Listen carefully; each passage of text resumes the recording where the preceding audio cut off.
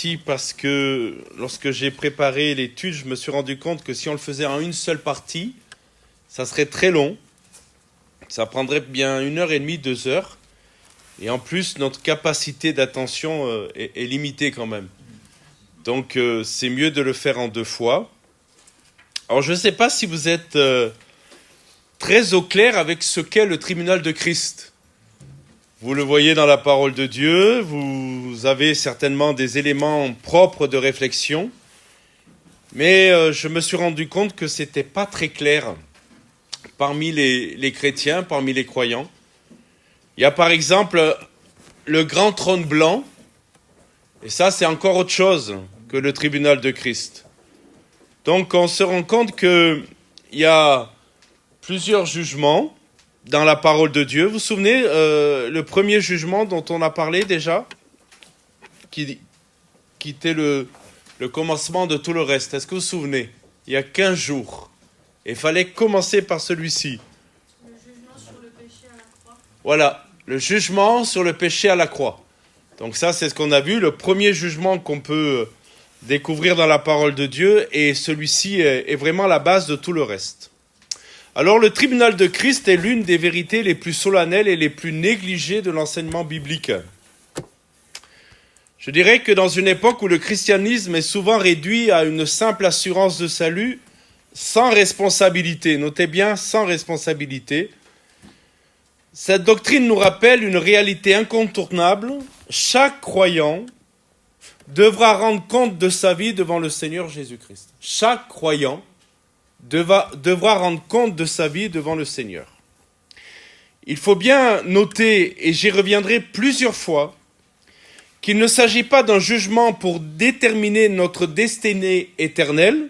Autrement dit, ce n'est pas un jugement qui sera prononcé pour savoir si on va au paradis ou si on va en enfer. Le tribunal de Christ n'est pas du tout cela.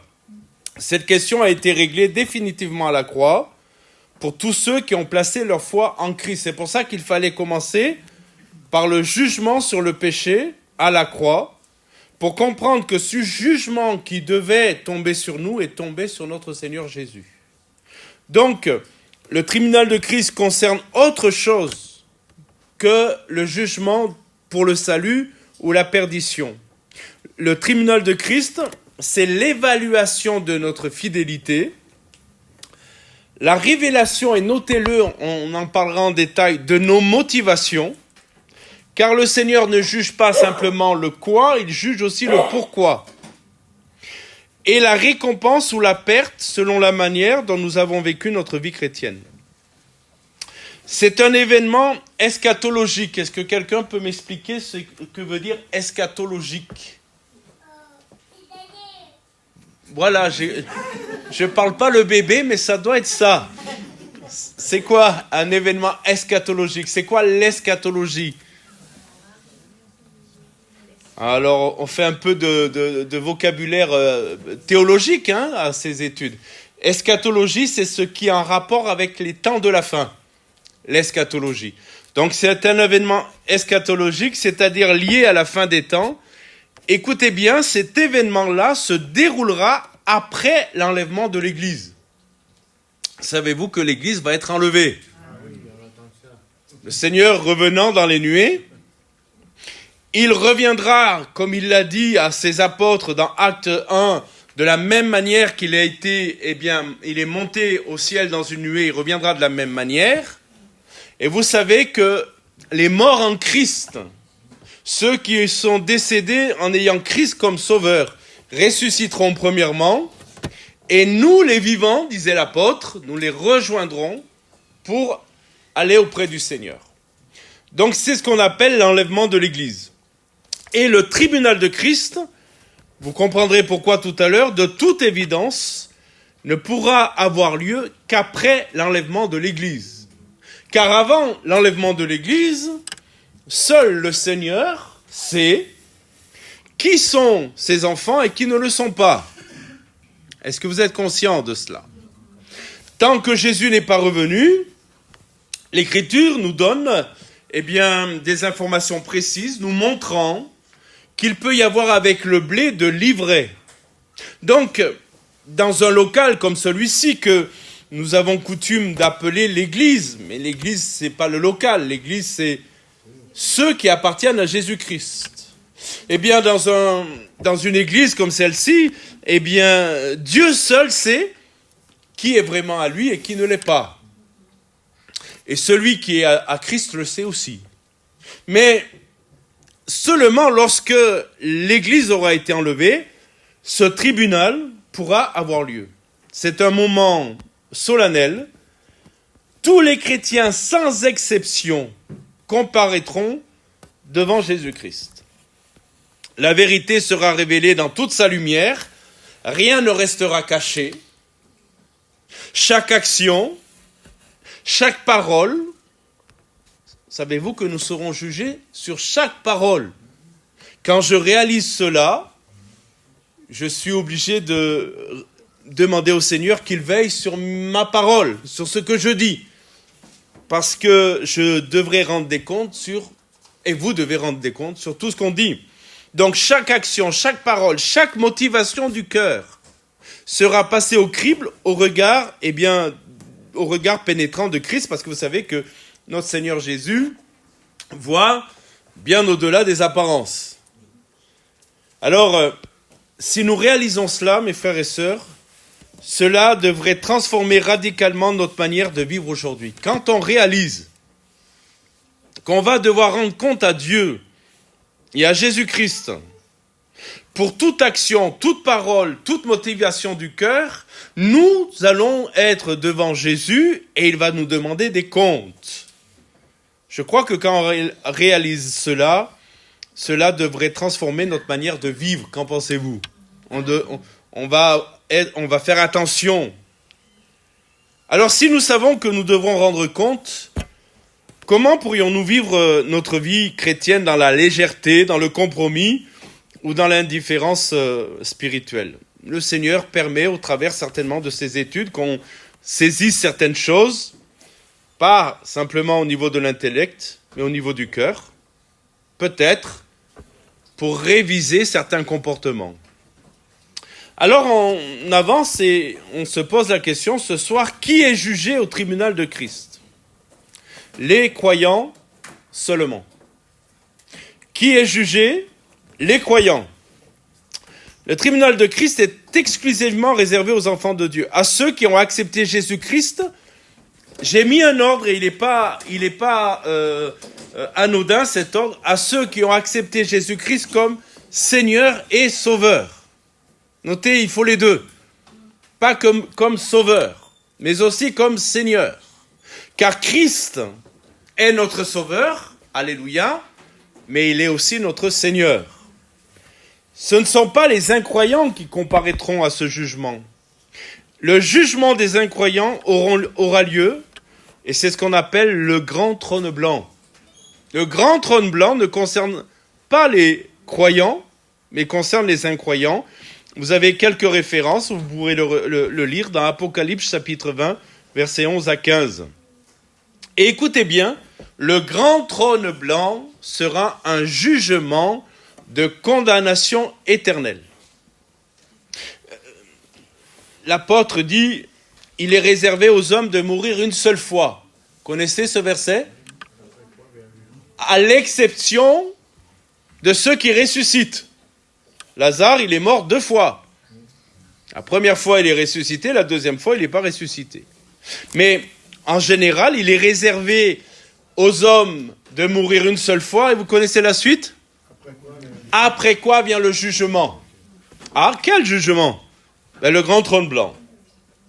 Ou alors, le tribunal de Christ, en fonction du fait si vous êtes à Christ ou si vous n'êtes pas à Christ. Alors, avez-vous vos Bibles? Je pense que oui. Vous êtes venus à l'étude biblique avec votre Bible. C'est mieux qu'avec Astérix et Obélix. Romains 14. Romains 14. On va lire quelques versets. Gardez vos Bibles sous la main car forcément, à cette étude, nous ferons plusieurs lectures. Donc regardez bien. Romains 14, versets 10 à 12.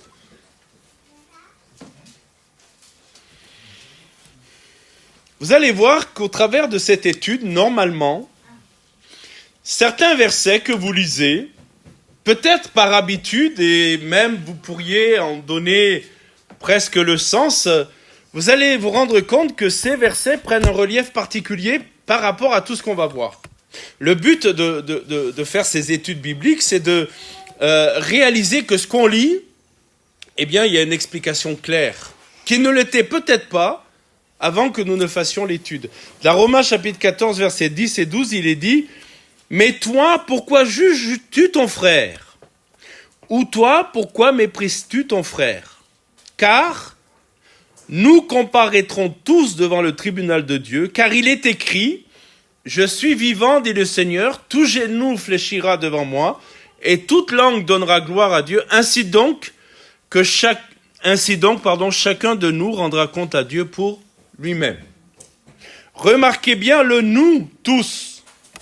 Qui écrit l'épître aux Romains ? Paul. Connaissez l'apôtre Paul ? Paul est un grand évangéliste, un grand missionnaire. Il a implanté de nombreuses églises. Il est l'auteur d'une grande partie du Nouveau Testament. Et lorsqu'il parle de ce jugement, de ce tribunal de Christ, il s'inclut lui-même. Il ne dit pas qu'il en est exempt, il ne dit pas qu'il en est épargné. Il dit bien, nous tous, nous comparaîtrons devant Jésus-Christ, et nous tous, nous aurons à rendre des comptes à Dieu pour nous-mêmes. Et Paul savait qu'il comparaîtrait devant Christ, et qu'il va devoir rendre des comptes à Christ. Alors mes frères et sœurs, si Paul a cette crainte respectueuse de ce moment particulier, il me semble que nous devons aussi avoir cette crainte respectueuse de ce moment particulier. Car si un homme tel que l'apôtre Paul va devoir rendre des comptes à Jésus, à plus forte raison, nous-mêmes, nous aurons des comptes à rendre. Alors aucun croyant, aussi grand soit-il, n'échappera à ce rendez-vous. Une autre lecture, 2 Corinthiens 5, verset 10. Pour montrer que on parle des croyants, pas des incroyants, de ceux qui sont en Christ, de ceux qui ont Jésus comme Sauveur et Seigneur. On parle de cette catégorie de personnes qui va se retrouver devant le tribunal de Christ. Eh bien, il est dit, 2 Corinthiens 5, 10, « Car il nous faut tous comparaître devant le tribunal de Christ, afin que chacun reçoive selon le bien ou le mal qu'il aura fait, étant dans son corps. » Mes frères et sœurs, ici, il n'est pas question du salut.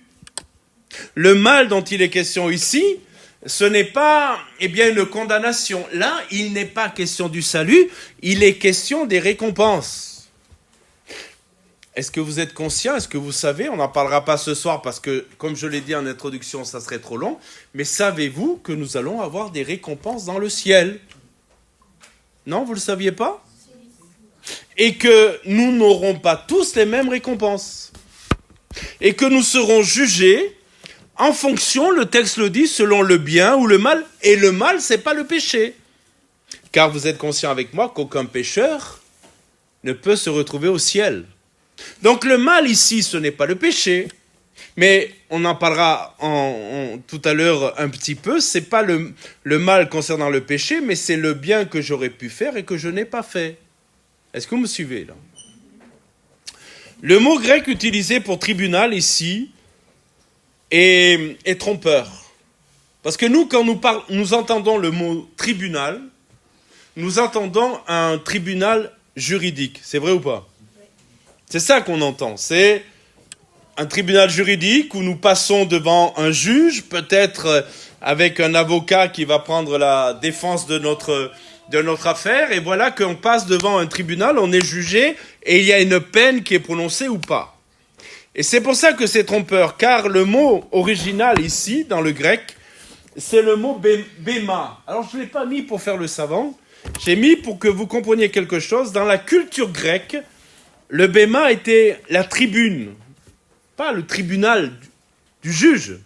C'était la tribune du juge où les athlètes victorieux recevaient leur couronne après les Jeux Olympiques. Est-ce que vous comprenez? Ce n'est pas un tribunal judiciaire. Une fois que les athlètes olympiques avaient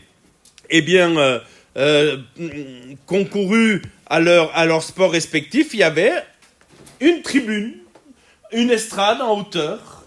Et là, il y avait les juges, pas les juges pénaux, les juges, les arbitres, ceux qui donnaient les récompenses, et les athlètes venaient, suivez-moi bien, et on donnait une couronne en fonction des vainqueurs. Donc, ce n'est pas un tribunal de justice, c'est une tribune de récompense. C'est un lieu de récompense, pas de condamnation. Et cette image est importante parce que le tribunal de Christ n'est pas un tribunal pénal où on décide de la culpabilité ou de l'innocence, mais un lieu où l'on évalue la performance et l'on distribue les récompenses. Que vous en soyez conscient, ou j'allais dire que vous le vouliez ou non, le Seigneur examine notre marche avec lui pour préparer les récompenses. Il regarde comment on marche avec lui. Non pas pour, je répète, le salut ou la perdition, mais il évalue notre performance d'enfant de Dieu. Amen. Ça, il le fait. Et il le fait avec vérité. Il le fait avec honnêteté. Il le fait avec objectivité. D'accord ? Parce que après, il y aura le tribunal de Christ où nous recevrons les récompenses ou pas. Ça ne veut pas dire qu'on sera perdu. Mais mes frères et sœurs, mettez-vous un petit peu dans la situation où on passe tous devant le tribunal de Christ. Et puis là, quelqu'un reçoit une belle récompense, une belle couronne. On en reparlera de tout cela. Je ne vais pas rentrer dans les détails ce soir. Et vous arrivez derrière et vous dites avec tout ce que j'ai fait, toi, nos vers. Sauf que peut-être j'aurai une demi-couronne de laurier. Parce que vous voyez, on en parlera tout à l'heure, le Seigneur, il sait récompenser. Il connaît les cœurs, il connaît les motivations. Mais imaginez si cela arrivait. Bien sûr, on est sauvé. Bien sûr, on n'a pas perdu notre place au paradis. Mais quand même, on va avoir honte. Comprenez ? On ne va pas être à l'aise. Et pour ça, mes frères et sœurs, je ne dis pas qu'il faut qu'on performe pour avoir les lauriers, la couronne. Mais il faut qu'on soit sérieux avec le Seigneur, qu'on marche sérieusement avec le Seigneur. Parce que quand même, quelle grâce et quelle gloire dans le ciel de voir notre Maître, notre Seigneur Jésus, nous récompenser et dire, tu as lutté, ça a été dur, il y a eu le combat, tu as souffert. Mais regarde maintenant, tu as la récompense. Amen. Alors, ce n'est pas une question de salut, je reviens là-dessus parce que je voudrais vraiment insister. Il est absolument crucial de comprendre que le tribunal de Christ ne déterminera pas qui ira au ciel ou qui ira en enfer. Cette question a été réglée de manière définitive, écoutez-moi bien, irrévocable, lorsque nous avons placé notre foi en Jésus-Christ. L'Écriture dans Éphésiens chapitre 2, versets 8 à 9 nous dit, Éphésiens 2, 8 à 9, je le lis, « Car c'est par la grâce que vous êtes sauvés, par le moyen de la foi. Cela ne vient pas de vous, c'est le don de Dieu. Ce n'est point par les œuvres afin que personne ne se glorifie. » Notre salut est un don gratuit de Dieu. Est-ce que vous êtes d'accord avec ça ? Il ne dépend pas de nos œuvres, il ne dépend pas de nos mérites, il ne dépend pas de notre performance. C'est la grande différence entre l'évangile et, je dirais, l'authentique christianisme et toutes les religions du monde. Toutes les religions du monde disent, pour aller au ciel, il faut que tu gagnes ton ciel. Commence, je crois, demain ou après-demain le Ramadan. Vous savez tous ce que c'est, le Ramadan. Et on dit donc à un peuple, au travers des dogmes de cette religion, que pour aller au ciel, pour espérer aller au ciel, car ils n'ont jamais la conviction d'aller au ciel, jamais, eh bien, il faut jeûner pendant 30 jours, du lever du jour jusqu'au coucher. Je vous assure, la nuit, il se rattrape.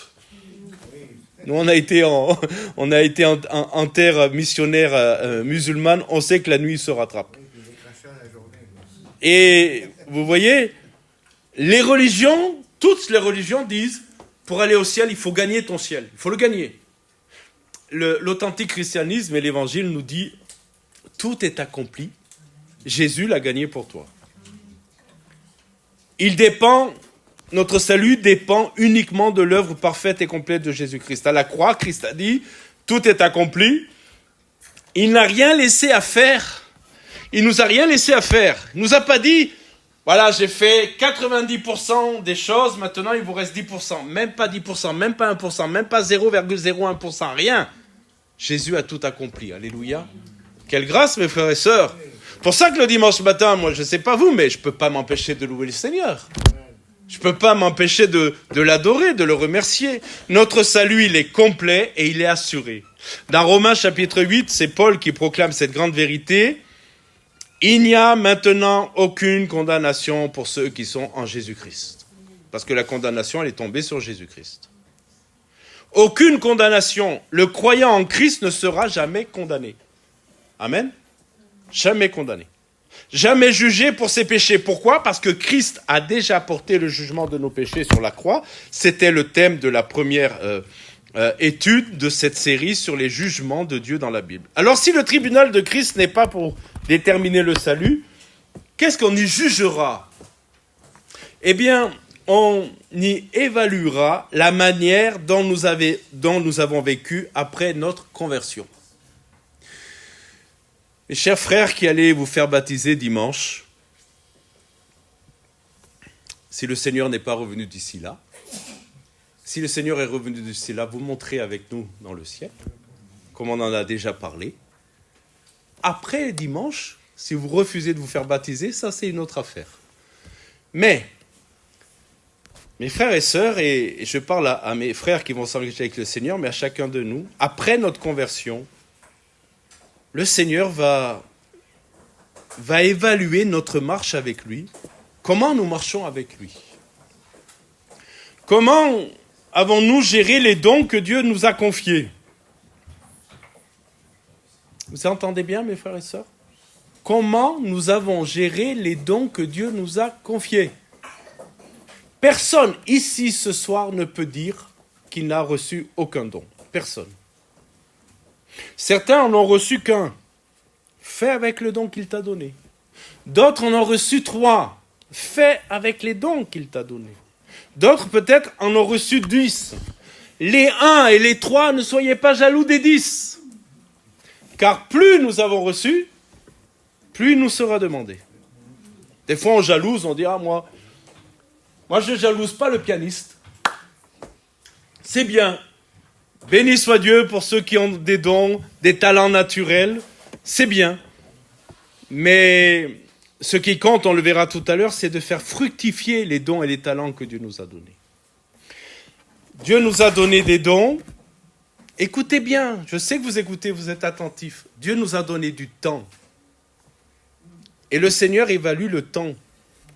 Comprend ou comprend pas. En conscience ou pas. Dieu nous a donné des talents naturels. Il y a des gens qui savent jouer d'un instrument. Merci Seigneur pour ces frères et sœurs qui jouent d'un instrument et qui ont dit, au lieu de me faire un concert privé chez moi, je mets ce talent au service de l'Église. Alléluia. Certains ont reçu des talents dans l'administration. Certains ont reçu des talents pour s'occuper des enfants. Béni soit Dieu pour ceux qui, au lieu d'enterrer leurs talents, l'ont mis au service de Dieu. Et le Seigneur évalue ça. Et puis le Seigneur nous a donné des ressources au sujet délicat. Je parle des ressources financières. Sujet délicat qui ne devrait pas l'être. Car le Seigneur évalue aussi la gestion de nos ressources financières. Tout cela, eh bien, ne passe pas inaperçu aux yeux du Seigneur.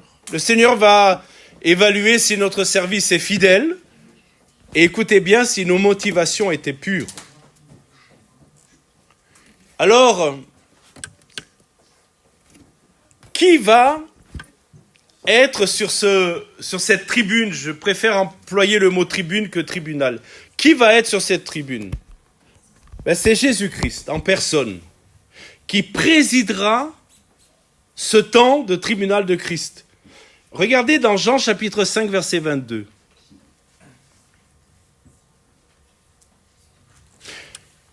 C'est très intéressant. Jean 5, 22 nous dit, Jean 5, 22, le Père ne juge personne. Regardez bien, le Père ne juge personne. Tiens, c'est étonnant.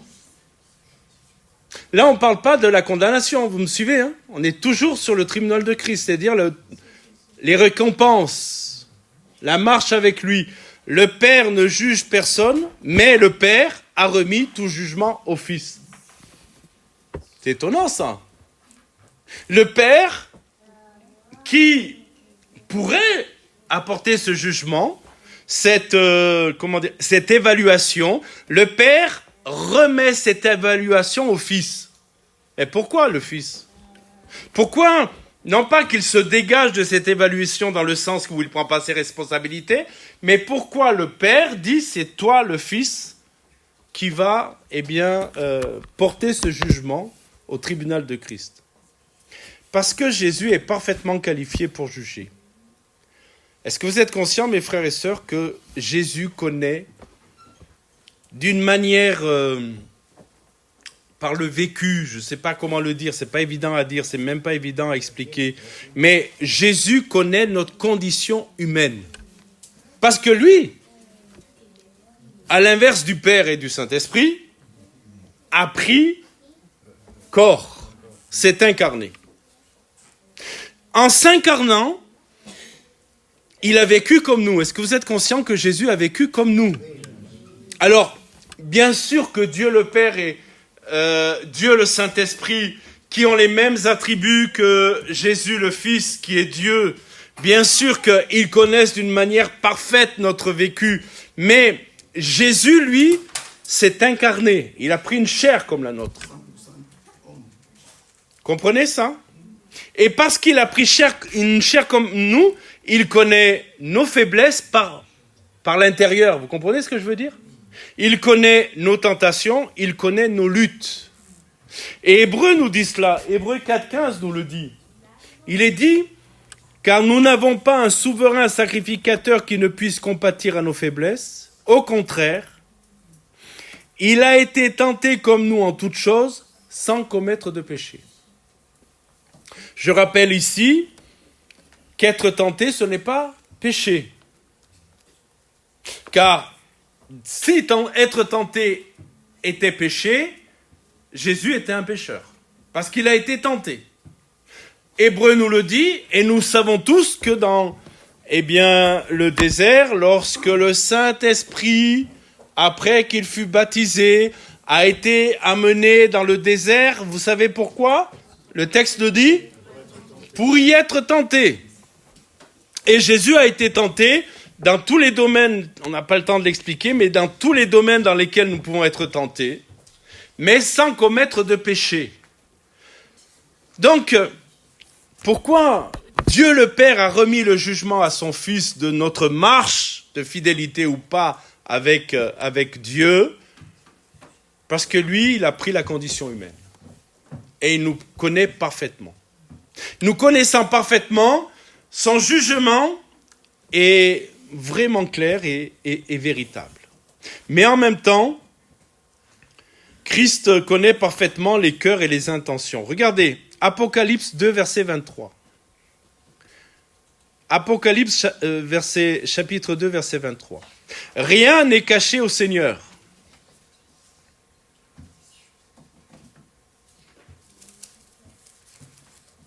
Là, c'est Jésus qui parle. C'est pas Dieu le Père qui parle, c'est pas le Saint-Esprit qui parle. Le jeu, là, c'est Jésus lui-même. Alors, c'est vrai que ça commence, c'est dur, mais le contexte explique pourquoi cette dureté. Je ferai mourir de mort ses enfants, les enfants, vous verrez de qui, et c'est surtout la suite. Et toutes les églises connaîtront que je suis celui qui sonde les reins et les cœurs. Ça, c'est un hébraïsme. Vous vous souvenez de ce qu'on a dit dimanche matin? C'est quoi un hébraïsme? C'est une expression particulière hébraïque. Juger les reins et les cœurs, ça veut dire sonder les profondeurs. Il est dit, je suis celui qui sonde les reins et les cœurs, et je vous rendrai à chacun selon vos œuvres. Vous pouvez tromper votre pasteur. Vous pouvez tromper votre pasteur. Vous pouvez tromper la femme du pasteur. C'est plus dur.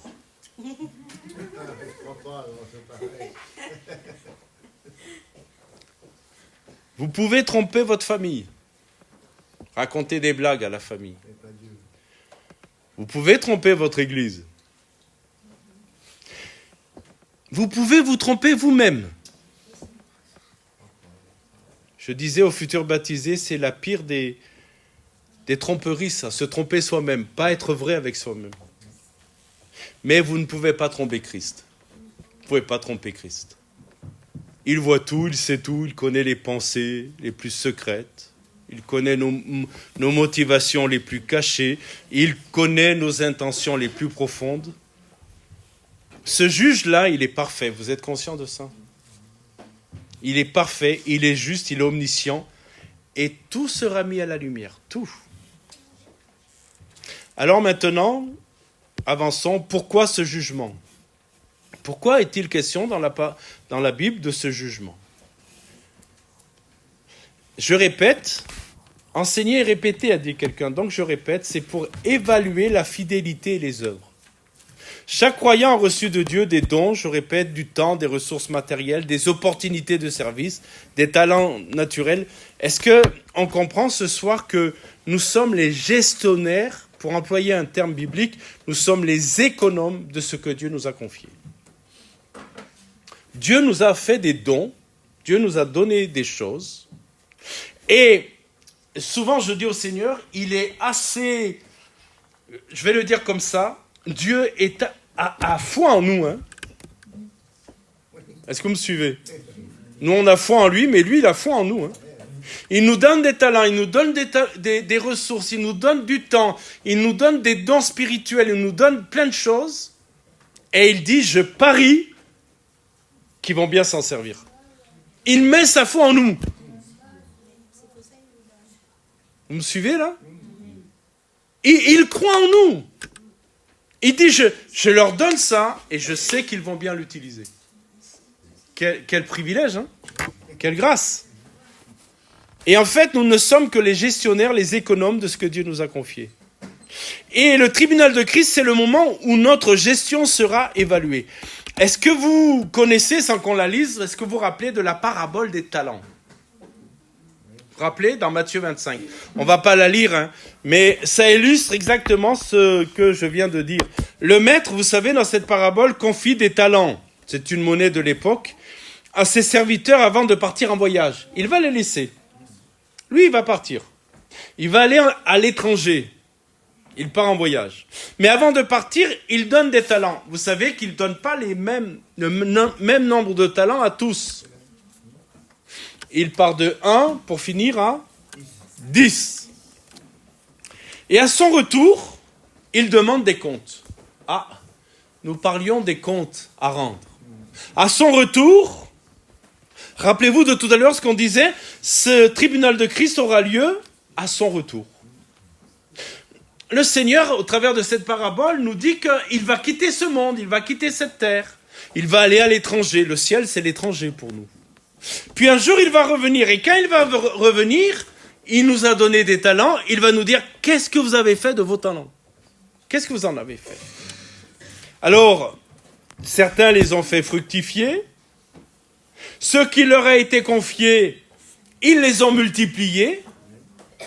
Et puis, il y en a un, celui qui avait le moins reçu, qui, lui, a une mauvaise compréhension de qui est Dieu, qui est son maître, parce qu'il veut dire, je sais que tu es méchant et j'ai eu peur. Non, il n'est pas méchant, c'est toi qui dis qu'il est méchant. Et au lieu de frère fructueux, tu m'as donné un talent, je t'en rends un. Et le maître va lui dire, je t'ai donné un talent, il fallait le faire fructifier. Est-ce qu'on comprend ce soir que ça nous concerne, cette parabole-là? Parce que des fois, on pense que c'est pour les autres. Est-ce qu'on réalise que de même, Dieu nous a confié des ressources pour son royaume. La question, écoutez-moi bien, n'est pas « qu'as-tu accompli de grand ?» Ça, c'est ce que les hommes voudraient. C'est pas « qu'as-tu accompli de grand ?» c'est « qu'as-tu fait de ce que je t'ai donné? Est-ce que tu as été fidèle ?» Amen. Le Seigneur ne nous demande pas de faire de grandes choses. S'il vous permet de faire de grandes choses parce qu'il vous a donné de grands talents, eh bien faites de grandes choses et n'oubliez pas de rendre gloire à Dieu. Mais le Seigneur ne nous demande pas de faire de grandes choses, il nous demande d'être fidèles dans ce qu'il nous a donné. Dans 2 Corinthiens 5, 10, il est dit « Car il nous faut tous comparaître devant le tribunal de Christ, afin que chacun, je répète, écoutez bien, ça c'est important, afin que chacun reçoive selon le bien ou le mal qu'il aura fait. » Et c'est là qu'il faut retenir, pour ceux qui ont participé à l'étude biblique, je vous ai dit qu'il y a des mots, il faut regarder les mots, faire sortir les mots importants. Et c'est là que c'est étonnant, selon le bien ou le mal qu'il aura fait, étant dans son corps. Drôle d'expression, qu'est-ce que vous en pensez? C'est drôle ça, étant dans son corps. Notez bien, dans son corps. Ce jugement concerne notre vie terrestre ici et maintenant. Ce que nous faisons aujourd'hui dans notre corps physique sur cette terre a des conséquences éternelles par rapport aux récompenses. Vous me suivez là?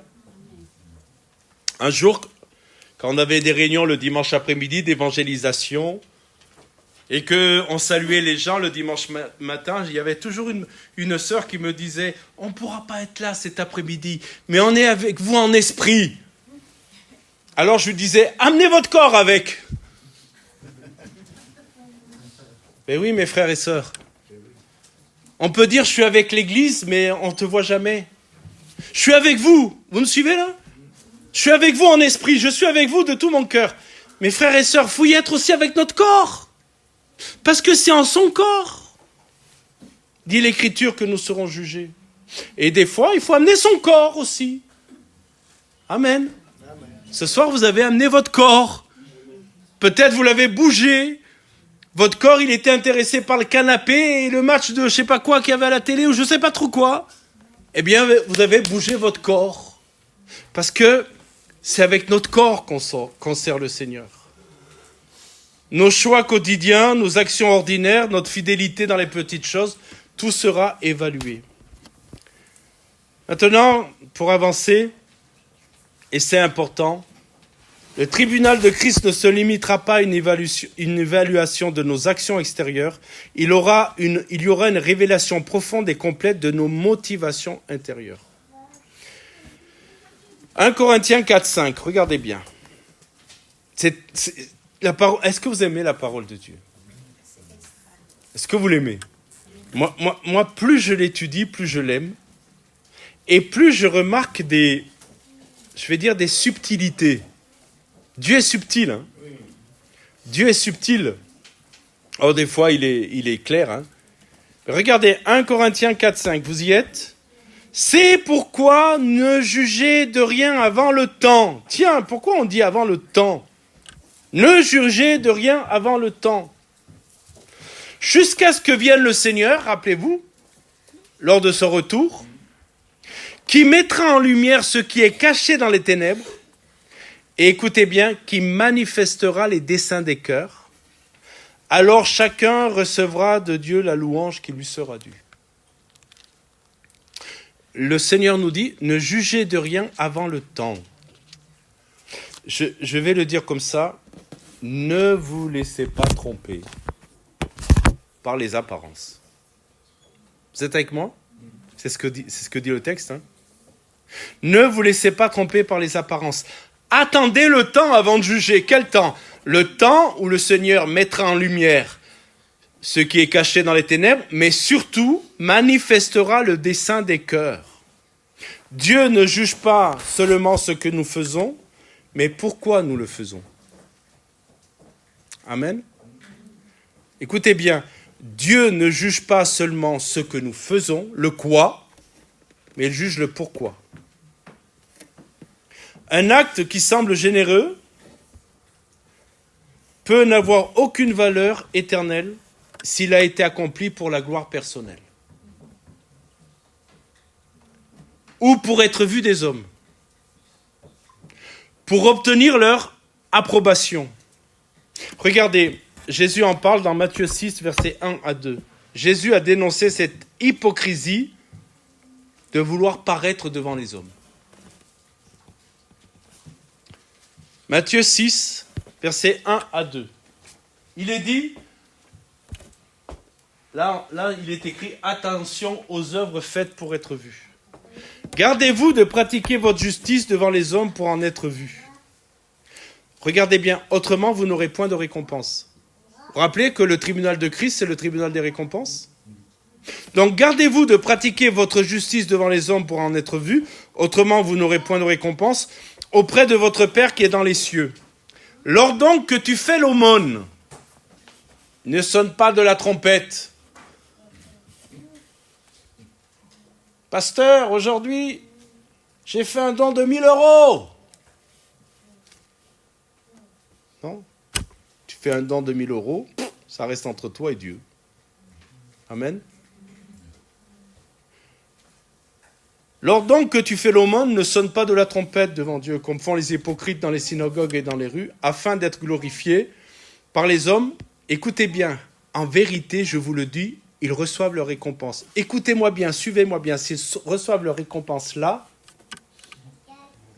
ils ne l'auront pas dans le ciel.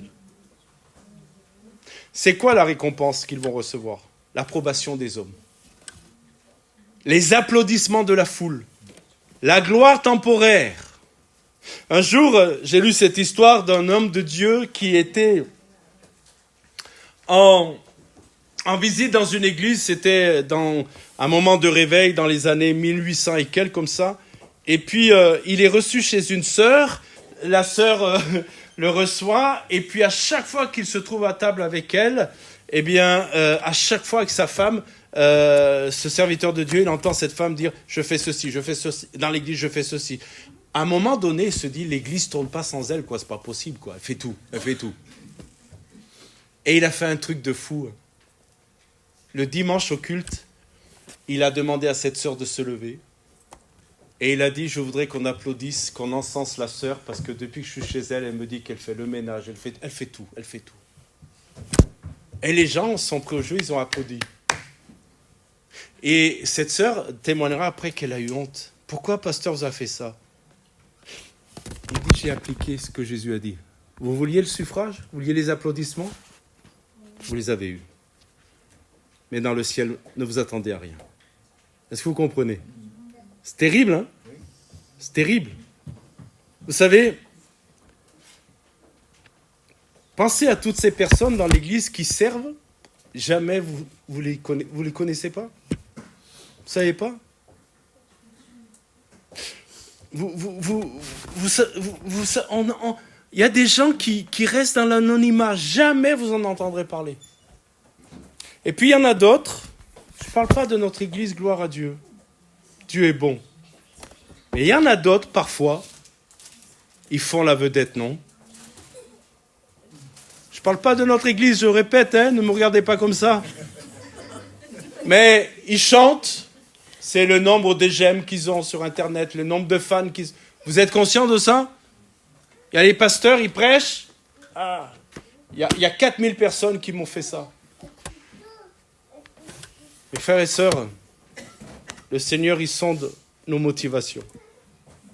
Amen. Vous savez, des fois, moi je pense à ces mamies. Souvent, c'est des mamies qui font pas de bruit, qui viennent faire le ménage en cachette. Pas en cachette, mais personne ne sait qu'elles ont fait le ménage. Ces mamies, nous avons connu des mamies qui se sont privées des fois pour donner leur offrande au Seigneur. Elles se sont privées. Ces mamies qui parfois n'ont pas fait de bruit, mais quand quelqu'un était dans la peine, elles savaient mettre la main sur l'épaule et puis consoler. Vous les avez jamais vues demain prêcher, chanter? Vous me suivez là? Jamais. Mais je peux vous assurer que la récompense, elles vont l'avoir dans le ciel. Si elles ont été, et c'est pas bien, négligées par la reconnaissance des hommes sur la terre, mon Seigneur saura les honorer. Amen. Alors, je vais terminer, parce que si je poursuis, c'est vrai qu'il est 6h moins 20 depuis tout à l'heure. Elle est bien, cette horloge. Est-ce qu'on peut lire un dernier texte? Parce qu'il est important. 1 Corinthiens 3, 11 à 15. Donc le tribunal de Christ n'est pas un jugement de condamnation, mais un jugement de récompense. Cette récompense peut être positive ou négative. Nous pouvons recevoir une couronne ou subir une perte. On en parlera plus en détail la prochaine fois. Mais regardez, 2 Corinthiens 3, 11 à 15. 1 Corinthiens. 1 Corinthiens 3, 11 à 15.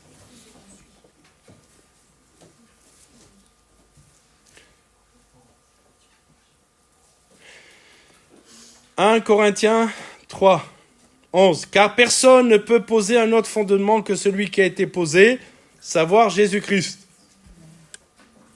Or, si quelqu'un bâtit sur ce fondement avec de l'or, de l'argent et des pierres précieuses, du bois, du foin, du chaume, l'œuvre de chacun sera manifestée. » Vous avez compris là qu'il y a différents matériaux avec lesquels on peut construire? On peut construire, mais avec différents matériaux. Car le jour le fera connaître. Quel jour d'après vous? Le jour du retour du Seigneur. Le jour du jugement dont on parle. Tribunal de Christ.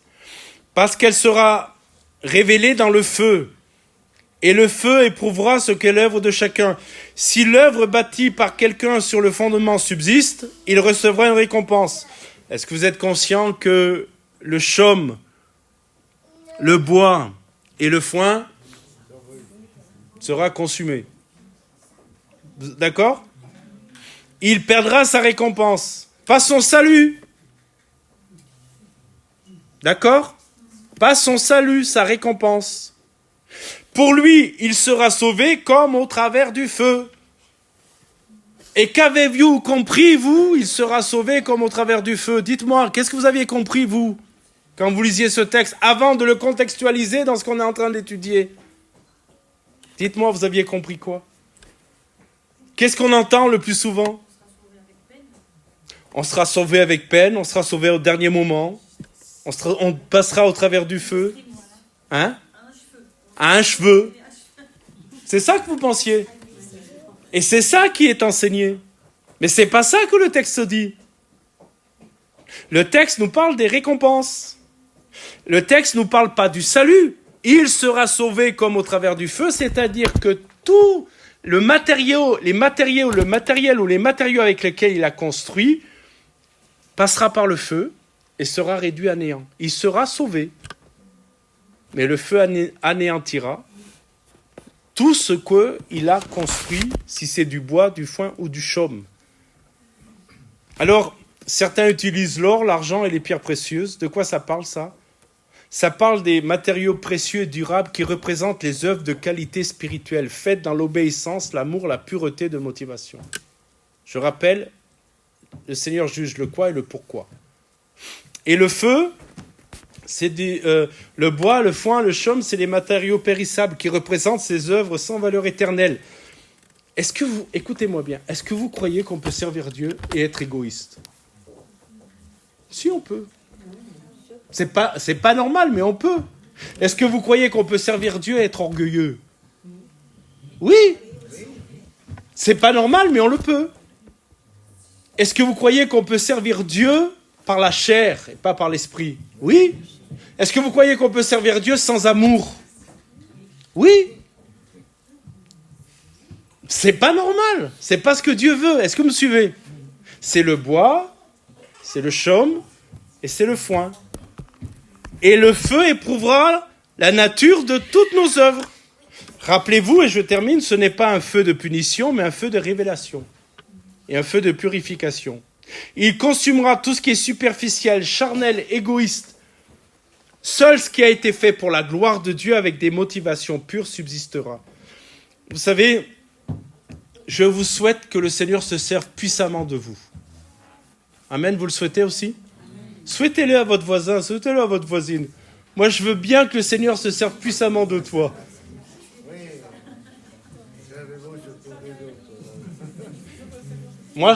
Et vous imaginez le nombre que nous sommes ce soir si le Seigneur se servait puissamment de chacun de nous. Vous imaginez ce qu'on verrait comme... Écoutez-moi bien. Si le Seigneur se sert puissamment de vous, n'oubliez pas toujours de rendre gloire à Dieu. Toujours gloire à Dieu. Rappelez-vous de ce verset de l'Écriture qui nous dit « Non pas à nous, mais à ton nom donne gloire ». Et écoutez-moi mes frères et écoutez-moi mes sœurs, ayez à côté de vous quelqu'un qui vous ramène sur terre.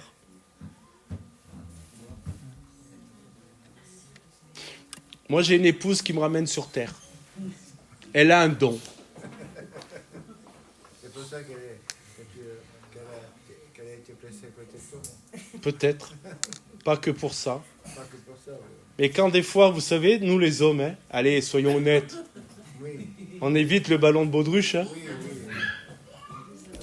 Et ma femme, elle a raison, je bénis Dieu. Ma femme, elle me ramène sur terre, elle me dit, oh, calme-toi un peu. Tu es pour rien, c'est Dieu. Oh, ok. Mais ça nous garde, mes frères et sœurs. Ça nous garde.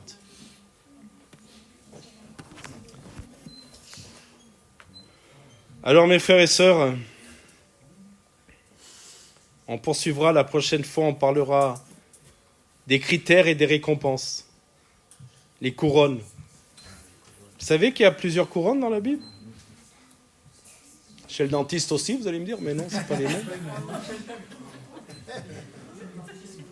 Il y a la couronne de la vie, il y a la couronne de justice, il y a la couronne incorruptible, la couronne de gloire, et chacune de ces couronnes-là correspond au tribunal de Christ. On verra tout ça. Puis on verra aussi les conditions, les critères pour recevoir ces récompenses. Alors mes frères et sœurs, j'espère que ça vous a éclairé sur le tribunal de Christ. Vous vous souvenez, ce n'est pas un tribunal de condamnation, c'est un tribunal de récompense. Récompense ou pas récompense? On verra ça